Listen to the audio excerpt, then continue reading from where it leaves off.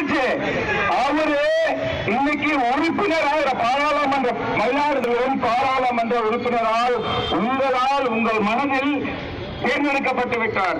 அடுத்தது ஒரு ஃபார்மாலிட்டி தான். எலெக்ஷன் என்பது ஒரு ஃபார்மாலிட்டி. அதை நீங்க அங்கீகரிக்க போற நாள் மட்டும்தான். ஒரு சில விஷயத்தை நான் மாற்றா சாதனை பத்தி பேச விரும்புகிறேன். அதுக்கு முன்னாடி நான் லண்டன்ல இருக்கேன், லண்டன்ல கவுன்சிலரா இருக்கேன். அங்கேருந்து இங்க ஏன் நான் வந்திருக்கேன் அப்படின்னு நினைக்கிறீங்களா? அதுக்கு ஒரு அர்த்தம் இருக்கு.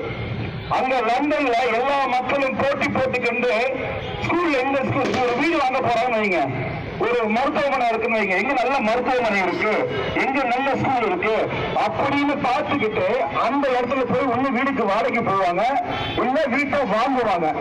நான் சொன்ன மருத்துவமனையும் நான் சொன்ன பள்ளிக்கூடமும் கவர்மெண்ட் ஸ்கூல். எது? Government school.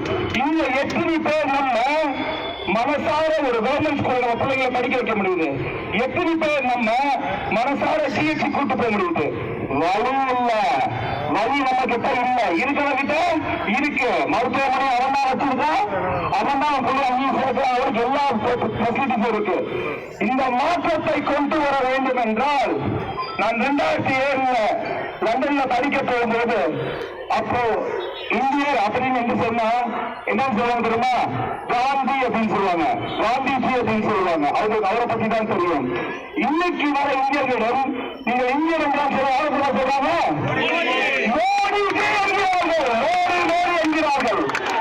ஒரு காலத்துல நம்ம இந்திய எத்தனை நாளைக்கு அமெரிக்கா, லண்டன், இந்தியா சொல்லிட்டு இருக்க போறோம்.